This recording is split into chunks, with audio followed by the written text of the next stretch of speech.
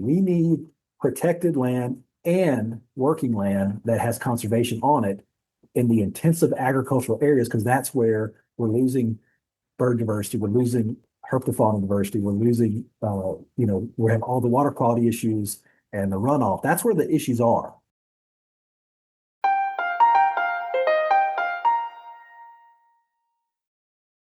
Welcome to the Case for Conservation podcast, where we explore biodiversity conservation and the environment more broadly and interrogate conventional wisdom for the sake of a more robust case for conservation. I'm your host, Andre Mardo. The term precision agriculture has high-tech and big ag connotations, and it's usually not associated with biodiversity. But there's a strong argument to be made that it's one of the best things that's happened to conservation in recent decades. Agriculture remains the biggest driver of biodiversity loss in most parts of the world, so anything that reduces its impact might be worth taking note of. Mark McConnell from Mississippi State University joins us on this episode to explain why precision agriculture is a boon for conservation. We also talk about the accompanying concept of precision conservation, which he's been promoting, as well as the old land sharing versus land sparing debate. For listeners unfamiliar with that debate, check the podcast notes for a couple of key references, as well as some of Mark's work. I asked Mark to begin by explaining briefly what's meant by the term precision agriculture.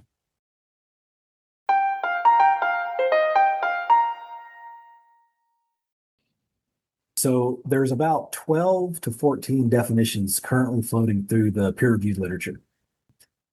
To avoid going through those more academic definitions, what I generally tell people is it's simply just using technology to farm smarter, the right practice, the right time, at the right place. And those three things can be interpreted, as you can imagine, a lot of different ways, and we'll probably get into that. But it's rooted in efficiency more than anything.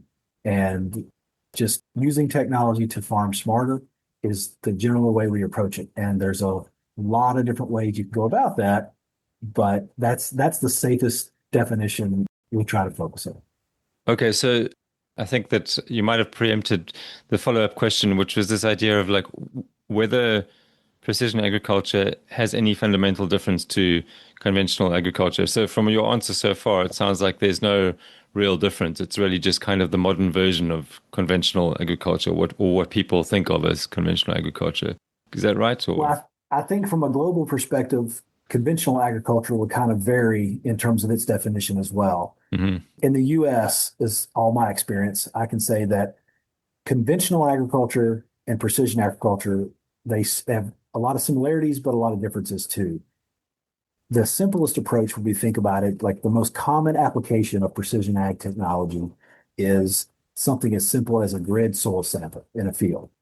Historically, if you needed to add nitrogen in P or K, right? If you needed to add something to your field, it was basically a blanket application. You had a big truck, like a lime truck, and they just kind of rolled up and down the field and distributed evenly. With soil sampling, you've essentially created a spatial component to that where there's spatial variability in that input. That alone is a better outcome for everyone. The farmer is going to spend theoretically less money on inputs, and you're going to have less runoff, less nitrogen leaching, less waste of those fertilizers and those inputs that, of Mhm. course, have tremendously catastrophic downstream effects that we're all probably your listeners are probably familiar with. So conventional agriculture would be that normal approach. Precision agriculture would be you're still farming for yield and profit, but you're using spatial technology to make it more efficient use of inputs, more efficient use of the resources you have. Mhm. And is it just about the more efficient application of fertilizer, or is it more complex than No, that? that's the reason I start with that example because that's probably the most common adoption of the technology, at least in the U.S. But the suite of tools that precision agriculture embodies, it's everything from something as simple as that to auto steer GPS, driving the tractors, which has a tremendous benefit to fuel efficiency and of course greenhouse gas emissions because you're spending less time on the tractor. To things as precision planting, where we know where every seed in the field is now, and we can map it. And then we have technologies. They have spray rigs now that have AI technology on board that can detect weed species simply based off a camera and only apply herbicide or pesticide in the same regard when appropriate. Then, as you go up the ladder of what I call crazy technology, we've also got drones now. So we're doing precision spraying with drones in terms of pesticides, but also they have drones now that are equipped with cameras that can look for, like Indigo Ag has they can detect milkweed plants. So if you see milkweed, which is for monarch butterflies, then they can detect those. And of course, make sure that you're mapping them so you're not spraying them.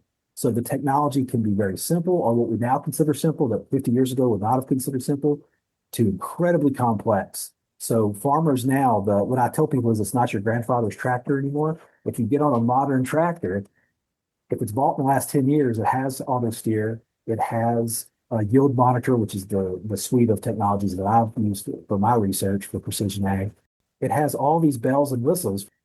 Now, the farmers aren't always using every application that they have, but it's got an onboard computing system now. So farmers watching what's happening as they walk through the field, and they're getting data from the sensors on this machinery to inform better decision making. Hopefully, the goal is more efficiency, but that's also one of those terms where it depends on how you want to use it, right? Mm-hmm. So there's a conservation benefit, a very tangible conservation benefit for less nitrogen being applied on the landscape. That's a huge conservation benefit. But one could argue that might not be the same magnitude of conservation as, say, taking land out of production and building non-crop vegetative communities for carbon sequestration or pollinator diversity. So it just depends on which angle of precision ag you really want to focus on. But we haven't even scratched the surface, in my opinion, on the conservation benefits of this technology. Just to kind of stick with the technology for a bit longer, because there's so many different aspects of it, as you sort of outlined there. I think one thing, at least for me, the most standout aspect of precision agriculture, and this is for someone who's really hardly touched on the subject, right? For me, what stood out was the GPS element of it. So is that a really big thing, this whole idea of being able to steer the combine harvesters and the tractors and that kind of thing, knowing what is where in the field? I would say that precision agriculture doesn't exist without GPS technology. Okay. The ability to map spatial variability in a field and variability at every level, at planting, at fertilization, at harvest, at application. The GPS component is the cornerstone of it all. You can't really do any of this without the GPS. Mm-hmm. And so as that technology has become so advanced and so rapidly advanced over the last several decades, if you look at a standard field, oftentimes on the edge, you see kind of the stair step pattern where they start the planter. Well, that's only because they're farming that field in that direction. There's a reason. And then, the edge is, there's an angle to it. Mm-hmm. Well, now you can come through with a precision planter after you've already planted it and it looks normal. You can ride back over that area. You can't see these seeds. They're under the soil. And the actual seed drill will go up and down because it knows in the gaps, and it'll pick up where there's seeds there and it'll only plant the gaps. So then you end up with a uniform seed population, whereas historically, a lot of people would go back and just run the planter right back over there. Well, then you have crowding, the seed density is too high, so you have reduced yield. And you're wasting seed. And you're wasting time, and you're wasting diesel. Mm-hmm. So something as simple as a GPS, the ability of GPS and the sub-meter and sub-centimeter accuracy, the ability to know where every seed on a field is. There's a lot of potential there. It just right now, the farmers are focusing, rightfully so, on making sure they're getting the most bang for their buck at every acre, right? And there's ways where precision ag can affect that in a traditional way. And then some would argue our approach has been somewhat not traditional. and that's okay too. So the technology is fascinating. It's rapidly advancing. And farmers that can take advantage of it, it's fun to watch them enjoy it and play around with it. Mm-hmm. So I guess that, this idea of the importance of GPS maybe points to the fact that the term precision agriculture came about as a result of that. That was kind of my perception, right? That's Yes, sort of absolutely. where you started calling it precision agriculture is Yeah, when this GPS element came in. absolutely. Yeah. I guess it's a little bit like genetic engineering, where, it kind of it's existed for millennia, right? Like we've always been tinkering with plants, but it's when the technology reached a certain point that we started sort of calling it something completely different. Yeah, I like I'm to. not sure if that's a reasonable analogy. No, I think it is. I like to joke that, Gregor Mendel was the first person that really started us on that, genetic engineering, genetically modifying, just simply altering that through artificial breeding. It's a very crude sense of what we do now, but it was kind of the precursor to it. Well, when hmm somebody finally said, you know what, I'd love to not have to line this entire field because I know that area over there probably doesn't need it. Well, the ability to quantify, farmers are really smart. They know their soil really well, but hmm the ability to quantify it and map it, that was a new revolutionary breakthrough in agronomic science. When was the biggest breakthrough in precision agriculture? Like how long ago are we talking about here? The first big papers I remember, kind of the seminal papers that got it started, and there's probably a precision ag person listening to shoot me an email if I'm wrong about this, but uh, the early to mid 90s is what I remember. It's hmm showing up in the literature. And then I've gone back and tried to pull some old stuff when I first got started with it. And then it ramped up a little bit in the late 90s, early 2000s. And then we've kind of been on if you look at the USDA, United States Department of Agriculture's, they track adoption rates. The slope's been pretty impressive the last decade and a half for mm sure. And that's largely because it's become more affordable as well. Right. And you hear about this phenomenon that the world has reached peak land use, in the past couple of decades. Does that have a lot to do with precision agriculture? Is that sort of a big part of the reason? Yeah, so some of the critiques against precision ag being that it's just farming on steroids or farming more intensively. Well, there's some logic to that. So yes, we have most of the arable land has been farmed or is under production. A lot of it is farmable but not profitable, so it comes out. But we are still at certain parts of the US at least expanding in areas that maybe haven't been cropped for a very long time. So as a result, if you want to feed the world population, we're obviously not very good at fixing the waste food issue.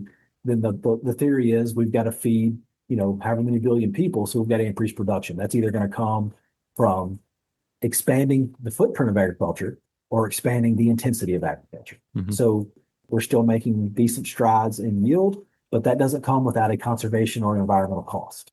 And what we've argued is the untapped potential of precision agriculture has been that there is a way to use the suite of tools and technologies to maximize productivity on the acres where you can, but it also provides an opportunity to engage conservation and implement conservation very strategically in the agricultural landscape.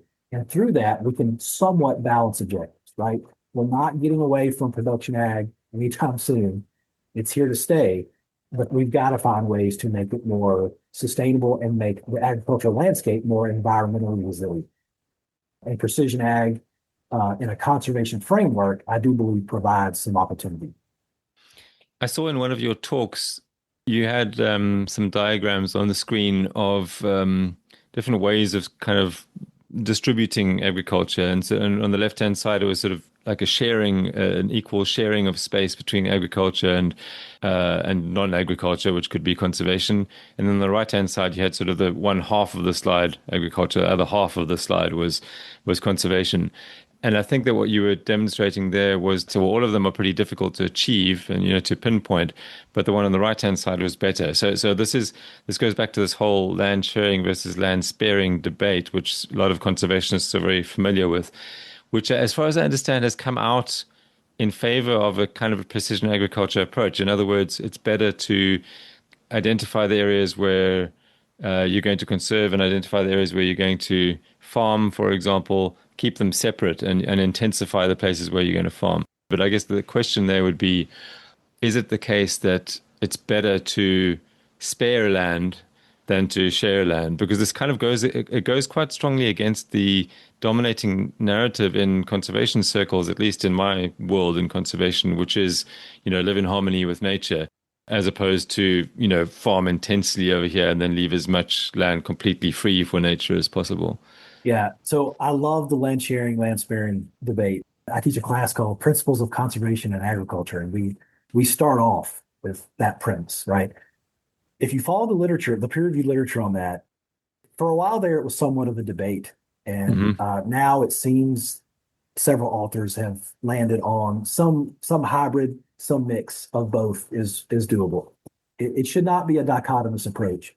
The fun thing about that debate is it's mostly academic, right? Hmm. It's the people on the ground engaging in conservation don't usually talk with that vernacular. They don't talk about land sharing and land sparing. It's the academics and the NGOs. We love to talk about it because it's a theoretical framework and a paradigm that we like to play off of. So precision ag does provide the ability to do both. So, and that's something that has not yet quite made it into the literature as much as I would like to see. So you cannot, in my opinion, rely purely on sharing or purely on sparing. The sparing part is going to be increasingly difficult in the modern ag landscape. And the problem with sparing is, or the challenge with sparing, not a problem, is that the areas that are very easy to spare are not farmable. In the US, for example, a lot of our national parks and a lot of these areas, these big reserves are not farmable anyway, right? So they're spared, but sparing within the agricultural landscape can be very challenging. Sharing Within an individual farm, for example. or within, say, a watershed, right? If you want to scale it up. Hmm. But the sharing part, in the U.S., we have a farm bill, and then with a conservation title of that farm bill that provides a lot of incentives and cost share for farmers to implement things. And our farm bill, it's not perfect because it's legislation, none is, but it does somewhat embody both. All right. So we have set aside programs, much like what they call them in EU called agro-environmental schemes, things like that. We have set aside programs, and then we have what we call working lands programs, which is conservation practices that enhance the conservation of the landscape while keeping it in production agriculture or cattle grazing or timber production. Those are our kind of big three. So precision ag gives us the ability in the ag landscape to say, hey, some of this land is very unprofitable. The yield monitor GPS guided gives us the ability to quantify yield across at a very precise level across the field. You can look at that and you can say, okay, this area of the field that may only be 2 or 3 acres we've shown this through our research is unprofitable, or it's less profitable than what you would get through enrolling in a conservation program that provides a payment rate. Hmm. But it also provides us to say, hey, this area is not maybe as productive as you would like based off the yield data from the GPS yield monitor. There may be some conservation activities that you can apply to that field to keep it farming, but perhaps increase the conservation potential. So things like for example, I don't know how popular no-till or agriculture is in the world, but we have a lot of farmers who do it, but it's by no means the norm, right? Well, there are some soils in a field, the perfect opportunity to provide no-till and perhaps a cover crop. And there's other parts of the field that might absolutely benefit from it, but it might not be maybe as necessary to the farmer's bottom line. Well, you get to use precision agriculture to know that. And you can use that technology to say, okay, now let's apply very strategic, very intentional conservation practices only where we need to.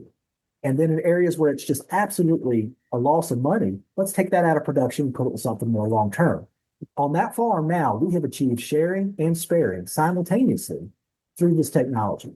We're not quite there yet in terms of this being the norm or commonplace, but I think we're closer now than we were when I started this 15 years ago. So I love land sparing. I love land sharing. So spare it where you can, and share it where you can fit it in. We like the phrase, and I didn't coin this phrase, a colleague of mine did, but farm the best, conserve the rest. But that conserve can be permanent in terms of sparing, like it's always going to be out, or it can be sharing. And finding a way to optimize both of those paradigms, I think, is going to achieve more conservation acres on the ground. Hmm. And does it tend, as you hinted earlier on, the early establishment of national parks, I know this to be the case in South Africa as well, that national parks were often established in places where no one really wanted to farm, right?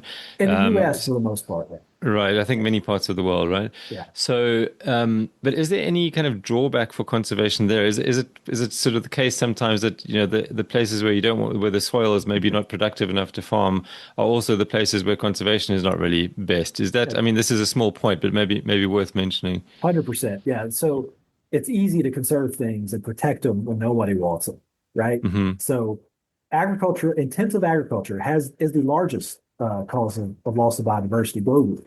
So yeah, we don't see a lot of national parks or national wildlife refuges in the US coming on now in really fertile agricultural areas. We have Hmm. several in Mississippi where I'm at. We do have some. We have some national wildlife refuges that are in some of the most fertile land there is to protect waterfowl habitat for the most part. Most of our refuges come from duck stamp dollars, which is, well, it goes towards waterfowl. But yes, the need for more of these refugia in areas no one's really focused on, or we don't have large biodiversity loss. It's not something we ever want to give up, but it's not where the attention needs to be. We need protected land and working land that has conservation on it in the intensive agricultural areas, because that's where we're losing bird diversity, we're losing herpetofauna diversity, we're losing, we have all the water quality issues and the runoff. That's where the issues are, which is why when I first started, I can remember in undergrad, I kind of decided this is the kind of the route I wanted to go, and I wanted to work in agricultural areas because I worked on a farm and I just loved it. And I had a lot of people try to talk me out of that. They're like, "Why do you want to work in agriculture? You're never going to get conservation in agriculture." And I said, "All the more reason to work on it, right? I Hmm. like the challenge, and I wanted to say that we had made some progress. So yes, it's a lot easier to get conservation on the ground on soil that doesn't produce food and fiber. But if we can find ways to do it, we need more people doing it. We need more ideas. We need more diversity of approaches to, again, I like to say, make the agricultural landscape more resilient. That's what we want. Right. And you need agriculture as well, right? So That's it's a right. case of like doing the best you can with something that's absolutely fundamental to human existence. So, Well, and what's really interesting, I spoke at a conference in California last year or earlier this year, I can't remember.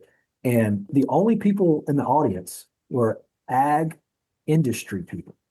hmm. And they were looking for conservation solutions because they were asking me and some other speakers to give them some ideas on how we can integrate conservation into production. And the first thing I said was when I got on stage, I said, if you'd have asked me 15 years ago that I would be speaking to a bunch of ag industry people that asked me to come here and I didn't just crash the party, I'd have told you you're crazy. But right now, we have industry, at least in the US, we have industry asking for ways to integrate, right? Because they say that the consumers are demanding it. They want to be able to put something on the label of their product that says this was sustainably grown or whatever. And we could argue all day on how if that's a good thing or a bad thing in terms of practicality. But at the beginning of my career, I never got called by the ag industry. And now it's becoming quite normal for ag industry to engage in a discussion about where they can fit something in. And the whole regenerative ag space, I see a lot of movement from ag leadership, ag industry leadership. And it's been fascinating to watch because if they're talking to conservationists, that's a lot further than where we were 25 years ago. I was going to ask what you think the reason for that is, and you said that they have said that, the general public want to see labels that sort of indicate some form of sustainable agriculture, right? And I guess in the US, I wonder whether that's maybe a stronger driver than in the EU at the moment. They've got sort of quite strict regulations on, what has to be done in Yeah. farming, and there's been all sorts of pushback against that as well. So perhaps this is a side topic, but it's really interesting to hear that the motivation for those guys to go and listen to you was, one that was sort of publicly driven, basically driven by the market, right, rather than by the That, government. yeah. And in the US, on the agricultural side, our model has been less regulatory and more incentive based. Hmm.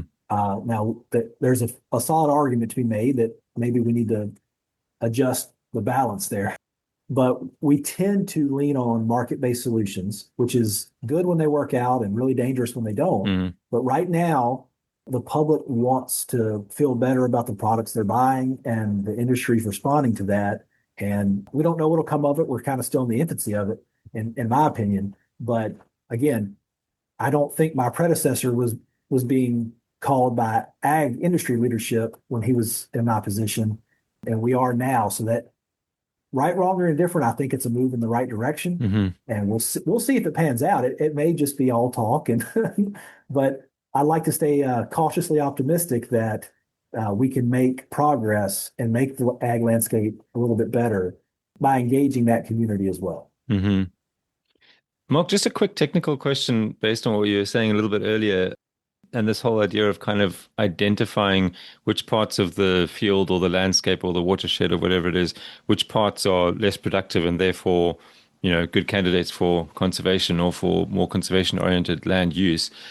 How patchy, how fragmented are those bits of land? I guess that is it, and also what is it mostly dependent on? Is it mostly about soil type, or what are the determinants, and how easy is it to put large areas aside? Because the more fragmented those areas are, the more difficult it's going to be to do anything different with them, right? Absolutely, great question. So it's a mix of everything. So to your first question, what is the cause? So all soil types are not created equal. And I like to tell farmers to think of your soil, which is your most valuable asset, but think of it as an investment portfolio. You have some soil that is very predictably going to do really good every year. Okay. Similar to, say, an index fund, for example. Then you've got some soils that are really risky. All right. In some years, it's a great crop. In some years, you're losing money. That's risk. And then there's everything in between.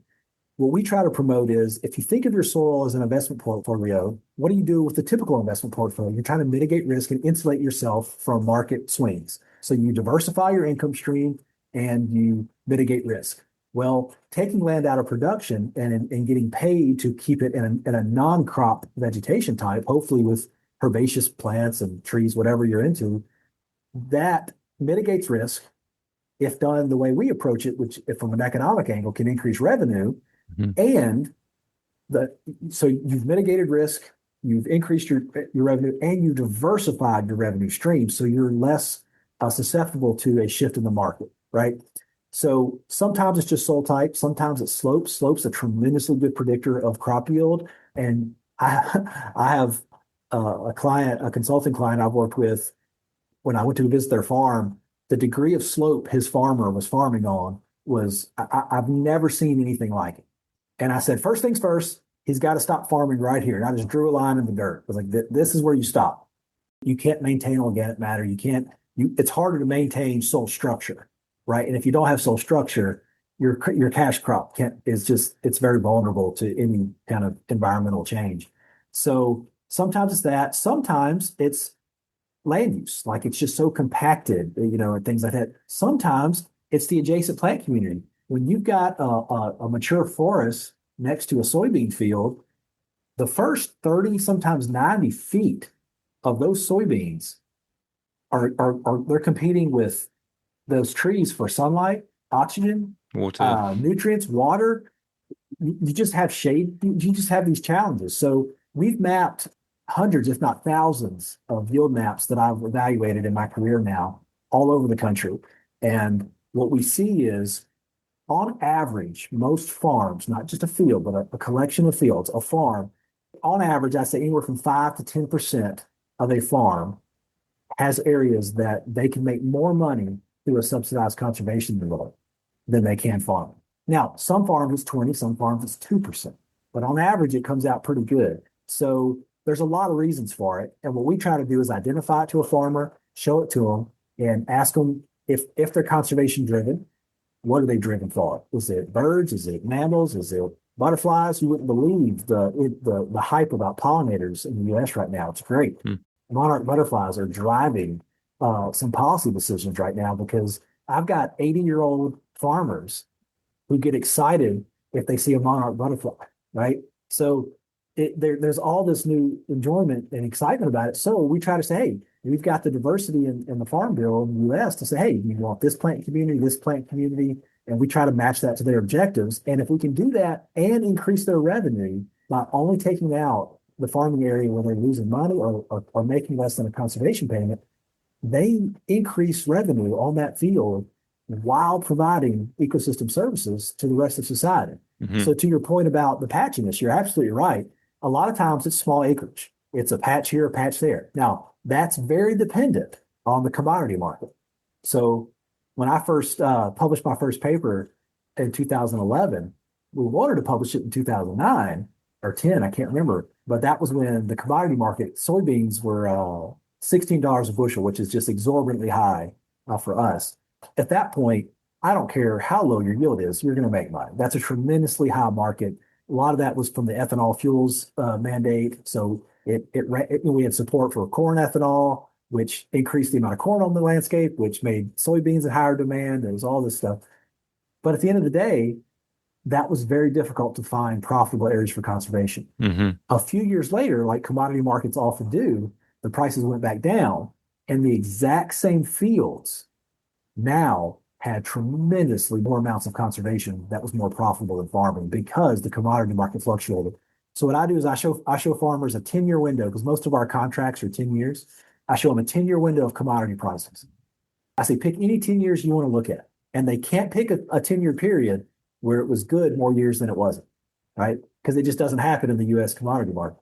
So I say, look, these 3 years, you did great. You made a ton of money. But these 7 years, you lost money on these acres. What if you got a consistent payment for those 10 years and didn't have to worry about farming that area at all?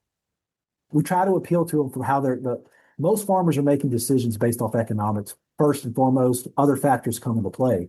So we try to meet them where they're at. And where they're at is how's it going to affect my bottom line? So sometimes it's small acres, sometimes acres large. But even when it's small, there's a point where if you think about back to, island biogeography, and Hmm. sources and sinks, you don't want to create a negative challenge on the landscape, right? You don't want to create an area where birds go to nest and then they just get decimated by predators. And we don't really know how much of that we need for each species. But what we do know, or what I know is if farmers see conservation and precision ag as a way to increase revenue and increase conservation, and they see it as a tool and not an impediment, Hmm. theoretically, we should get more on the landscape as a result. And if we get enough little patches, maybe we end up with a metapopulation situation where we can sustain populations easier than we can with one 10-acre patch here in a hostile landscape. Right. Yeah, that makes me wonder about the connectivity aspect as well, which is, goes hand in hand with the fragmentation issue, right? So, Absolutely. I mean, I guess we're getting into a little bit too much detail here, perhaps, but I'm wondering, like, to what extent, especially in your personal experience, I was also going to ask, what has been the reach of your preaching, let's say, but together with that, like, have you seen farmers trying to maybe at the farm to farm level trying to connect their conservation patches, and perhaps that means giving up some more productive land, just for as a corridor or something like that. Like, is that part of the discussion as well? Yes, absolutely. The conversation is more prevalent on the farm. If they have a good relationship with their neighbor, Mm, it's about a coin toss in whether that happens or not. hmm. Sometimes it is, sometimes it isn't. If they have a good relationship with their neighbor, then yes, absolutely. I tell students all the time, meet the farmer where they're at. I don't just mean physically, obviously go to the farm, but you've got to talk to the farmer and figure out where they're at. If they're just now learning about this and they're curious, I don't throw a big plan at them. I say, let's start simple, You're just make going sure to lose there's them if you do that, right? that's right. Start them simple, make sure they're successful in those first attempts, and then they see the benefits. And we've got a landowner right outside of town here that my predecessor started working with in the late 90s, and I still work with. He's 87 years old. He's a champion for conservation. And he took his farm, he had about a 5,200 acre farm, and he took it and worked with my predecessor and then has worked with me since to use precision ag and a whole bunch of other conservation approaches to put as much in as he can. It's still a working farm. He still has row crop production, but he put in a lot of what we call conservation buffers around his field edges because that's where most of his yield loss was. And he put some in that were probably a little too wide economically, I would argue. But his motivation was quail, northern bobwhite quail, which is a very popular game bird here. But now he's 87 years old. He gets as excited about butterflies as he does anything. So we've put in pollinator plantings. So once we started him off, he saw success. He saw it as a tool. Then he started asking, could I put it here? Could I put it there? We didn't have to Hmm. tell him. So his farm, a bird, a ground nesting bird who doesn't fly much, like a quail, can walk from a lot of different spots of his farm and never leave habitat. Now, his neighbors, not so much. But so, yes, the connectivity question is important, but it takes a while to kind of build up that critical mass of acreage till we can really start making that, affecting that and going beyond. And if the landowner is popular and his farm, I love when a farm's right off a major highway and people drive by, they see it, they start asking questions. They go to the local coffee shop, they ask questions. Then it becomes a community conversation. Why did so and so do that? I don't know if you ever saw that movie, Field of Dreams. It was a Kevin Costner movie years ago, but the premise is he does something crazy on his farm, and the neighbors can't stop talking about it. He's the talk of the town, and I've used that in my career. Find the farmer that has the most exposure and try to get them because when people see that, they're going to talk about it. Then it's in everybody's mind, and we can kind of spread it naturally that way. Right. Like a That's right. locus of success kind of thing. Yeah, Yeah. it radiates out from there. Yeah. Yeah. Um, I'm just kind of thinking again, sort of going back to this idea of precision agriculture, or let's rather say intensive agriculture versus which kind of goes after more of a land sparing approach compared to, let's say, something like on the other extreme. Most forms of organic agriculture tend to be more kind of distributed in the landscape. You know, the agriculture itself is more permeable to wildlife, but it takes up more space, right? Mhm. And I guess that, you know, thinking about that in terms of connectivity, I guess an argument against intensive agriculture, which kind of goes with precision agriculture, might be that if you have more of a land sharing approach, then you're more likely to increase connectivity across the landscape. Again, it kind of goes back to this whole idea of whether you said land sparing and land sharing are both good, right?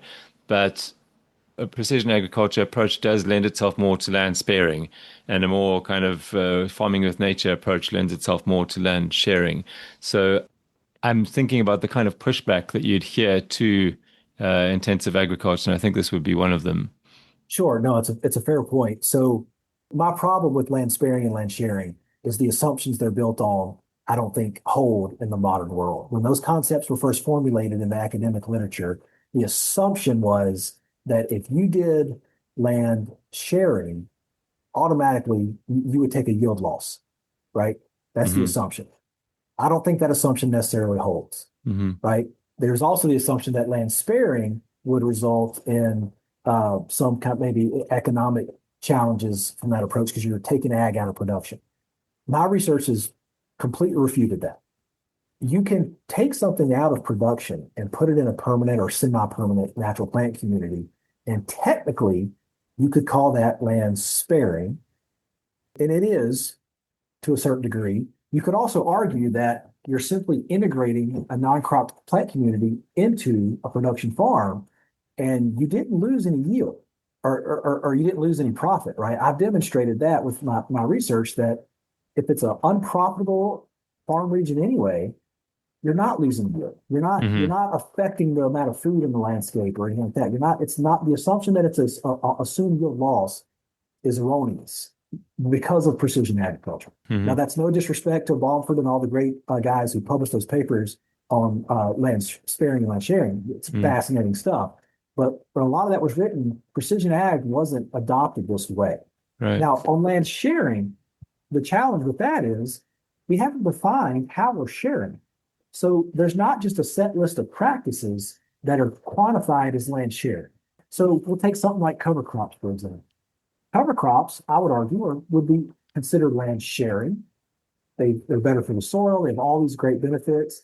There is a yield loss generally associated with cover crop adoption, at least on the early years of adoption. And then you can argue it gets better after that if you're doing it right. But we also haven't quantified very well what conservation gain other than soil structure cover crops have provided. So precision ag is incorporated with intensive agriculture. However, the interpretation of intensive needs to be adjusted.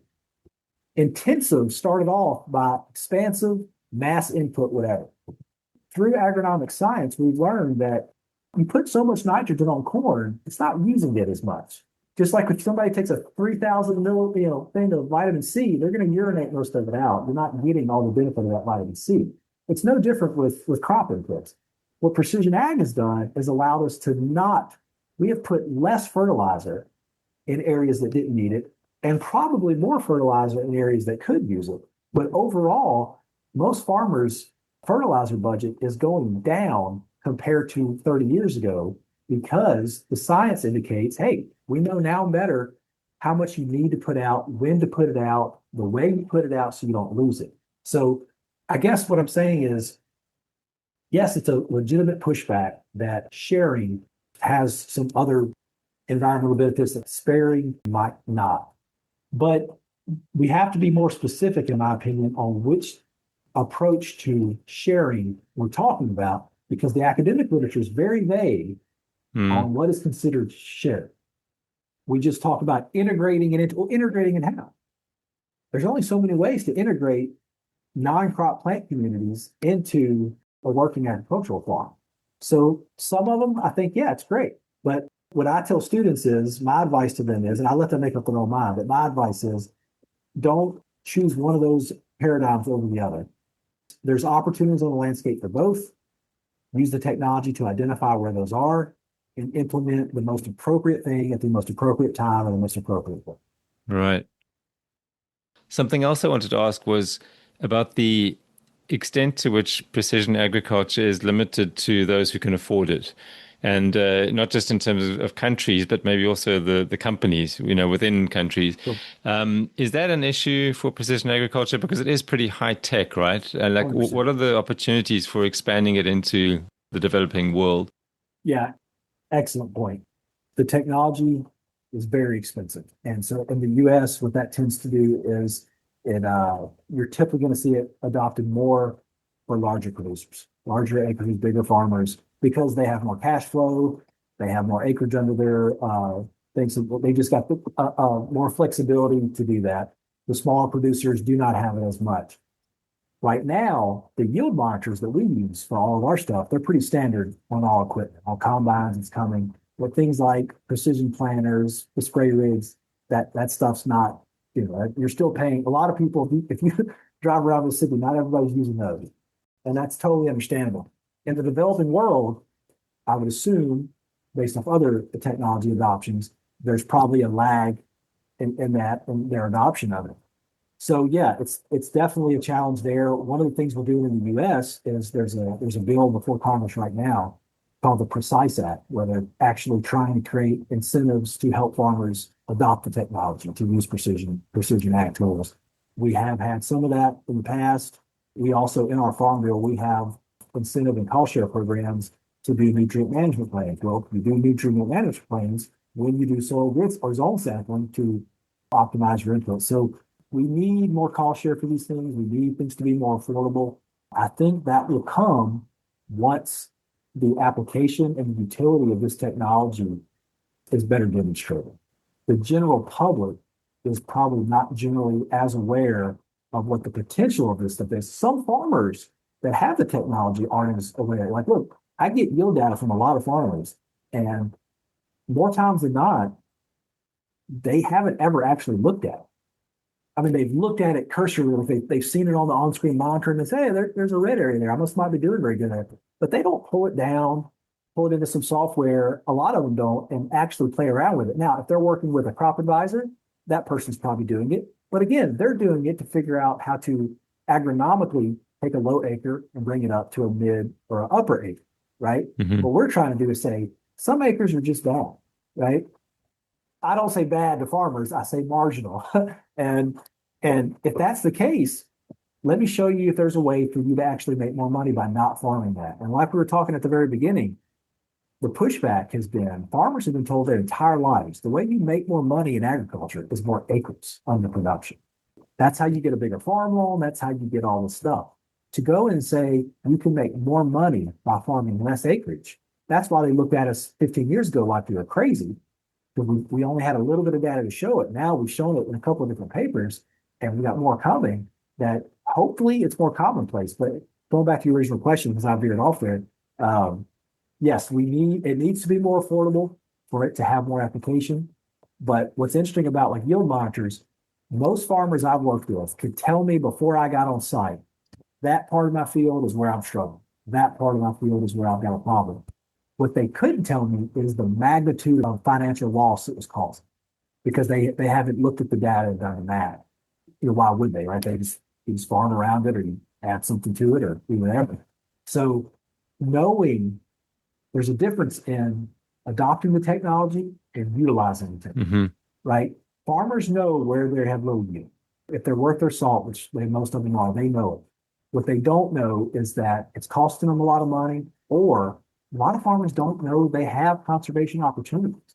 I talk to farmers every year that have no idea they can enroll in some of the programs that we can enroll in them to take that land out of production, right? So So there's actually profit to be made, in other words, from conservation. conservation is an untapped economic tool, Hmm. at least in countries that subsidize Right. That'll vary a lot conservation. from country to country, but Sure. there are plenty where it is. I know in the EU, there's lots of incentives also Yeah, for also that. conserving. And the research they've done in the EU on some, I think they used to call them AES, Ag Environmental Schemes. I read a lot of that literature when I was in graduate school and still read it. Hmm. It's fascinating. In Australia too. Australia was leaps and bounds of ahead of the rest of the country in using precision ag in a conservation way. And they've done a tremendous job with their technology.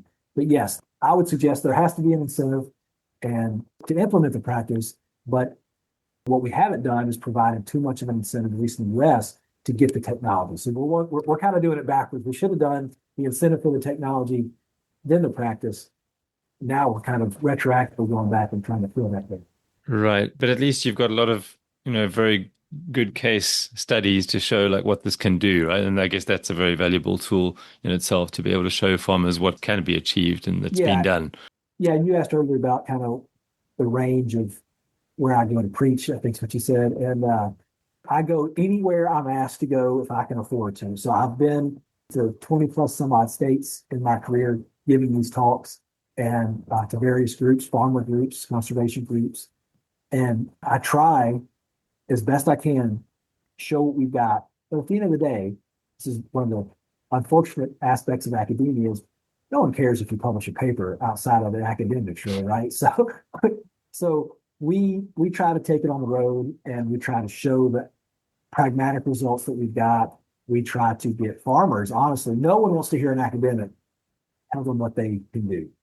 Farmers are the best cheerleaders ever. What a farmer wants to hear is his somebody he identifies with say, hey, I tried this and it worked. So we try to empower farmers to spread the word, give the message out because they're way more effective than me on stage. I mean, just tremendously. When you've been doing these sort of outreach talks and things, do you ever get any kind of pushback? I would imagine this is something that happens more from the public than from farmers, but do you ever get the kind of pushback that precision agriculture is just too kind of artificial and that, there's sort of like a more of an affinity to farm and to treat the land in a more kind of down to earth way, I suppose you could call it, that sort of fear of the technophobia, I suppose you could call it. Does that come up at all? Yeah, that's a good point. There has been a lot of technological fear. Hmm. But then again, the average age of a farmer in the US is about 66, 67 years old, I think. Really? Is it that old there as Yeah, it's well? pretty old. Now we're seeing that shift. It's shifting as some of that generation retires and you're seeing a shift in that. But yeah, when you go to a 60, 70 plus year old guy and say, hey, or woman and say, hey, here's this new technology. You ever seen one of those? It's a normal distribution curve, but it's on any kind of technology adoption. There's the early adapters, the people on the front end of it, and there's on the tail right into the distribution. There's the laggards, So just like that. In fact, I use that graphic when I present sometimes because I've got farmers, even some old guys who really, really, really want to be on top of it and they want to do it. And then I've got some that are like, no, just please don't bother me with that. And then the younger farmers, their distribution is more to the left. A lot of them really are into technology. They've grown up with an iPhone in their hand or smartphone. They're really into the technology and they love the data side of it, right? Mm. Where their previous generation of farmers wasn't as excited about the data because they didn't have it was harder for them to correlate the data and get it in something they could use. Well, now we've got the computing power and the technology. If you look at some of these online platforms that John Deere or Rainer or Fieldview have, a farmer can upload everything, their combine, their tractor, it's just up to the cloud. And Mm-hmm. if they want to go mine that data and look through it, it's simple Mm-hmm. And getting simpler and simpler, right? I mean, that's the one all the thing time. about technology is it's getting easier to use over time as well. It's not just more sophisticated, it's also more easy to use. Well, and I'll give you an example. Like we created yield maps are great, but they don't really tell the whole story. So we created profit maps. We would take the input cost and we would do all these assumptions. We'd build it in there Hmm. so the map reflected net revenue. And we weren't the first people to do that, but we were pretty early on in that in the US, at least on producing profit maps. And Hmm. when we first showed them, people were like, "Oh my goodness, like what are you doing?" Now it is standard. A farmer can get a profit map on his phone while his combine's cutting that. I mean, the technology has become so user friendly. That's great. But until it actually leads to a land use change, we're not achieving the potential of the technology from a conservation standpoint. It's very easy to see that data and go, oh, we should have planted this variety, or we should have done this, or we should have irrigated differently. That's all within the normal kind of bailiwick of what a farmer decision they're going to make. When it comes to integrating more conservation into that farm, that's still an uphill battle because it's a very different paradigm. Right. And then on the issue of affordability, is it also the case, and I'm thinking kind of maybe within the US, a rich country, but also in other parts of the world, is it also the case that the outlay is very expensive, but the return on investment is also very high in precision farming? So it's kind of like, it's worthwhile in the long run, but it's going to cost a lot to get it going.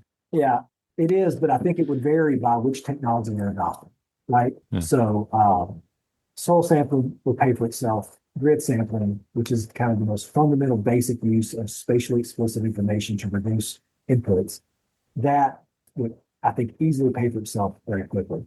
Some of the more advanced technology, like the precision planners and the drone approach, I'm not quite sure how that ROI, how long it takes that ROI to recoup itself. So I think it just varies a lot of technology. Yeah, and I think I've been guilty of kind of just thinking of precision agriculture as an entity, right? And there's very much a continuum. There's ways of easing into it and starting off Yeah, relatively cheaply. and we're still developing technologies, right? Hmm. So the some of the sensor work is the arms race, I call it, of the sensors on the tractor to detect things. They can detect the irrigation, precision irrigation is a whole other suite of things we haven't even talked about yet. The technology, if you were to ask 20 years ago, list all the technologies in precision ag, I guarantee you that list is more than double by now, right? Wow. Between remote sensing, the affordability of drones now, and the fascinating development of sensor technology to detect different soil moistures and weeds in the field, Hmm. we have seen more acceptance of the approach we developed in 2011. So we've seen more acceptance of that in the last 14 years than ever before. We've seen more people talking about it. It's almost to the point where the concept is not foreign to anyone. Now, just being not foreign doesn't mean it's adopted, right? It's just it's a conversation you can have with a farm. When I started in '08, it was very difficult to have that conversation with a lot of farms. So we've seen that change, and I think hats off. That's not because of me. That's because of the NGOs that have adopted it and the ag tech companies who have embraced and gone full in on finding ways to create decision support tools so this technology can be utilized. Right, the data is immense. You need some kind of tool to help you navigate it. Right, that's been great. Where I'd like to see that, or what I think is going to happen in the next, say, 20 years, I think we'll continue to see that acceptance. And then I think as you can't predict the global markets or anything, but I do think the concept of just using conservation to diversify your income stream on the farm is becoming more Hmm. valuable. Hmm. That will only happen in the US at least if we have continued support for conservation financially and programmatically through our legislation. Hmm. Regarding the technology in general, yeah, I think we're to the point where by 2030, 2035, it will be hard to find a farmer who is not using 3 to 10 types of precision agriculture on the farm. Uh, In the the US, you mean you're talking about the US now? yeah. See, I can't really speak much, so I don't know enough about the other part. I wish I did Hmm. because that would be fun to learn. I'd love to go to another country and find a way to implement some of this and study it. That would be a fun thing to do. Hmm. But collectively, I think the technology, at least in the US, or at least in some of the more more modern agricultural countries, the technology's there. It'll get more affordable just over time. Everything does, and we'll get to a point where, yeah, farmers are going to need.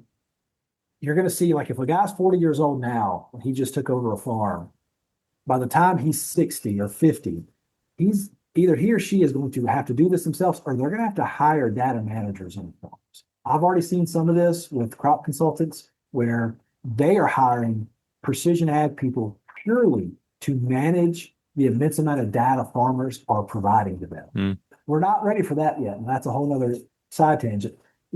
The mining the cloud and managing all that data, we've got more data than we know how to process at this point in terms of what this technology is providing, in my opinion. Mm. So I envision probably our arms race. I know I've used that term already, but an arms race of decision support tools to help farmers manage this immense amount of data.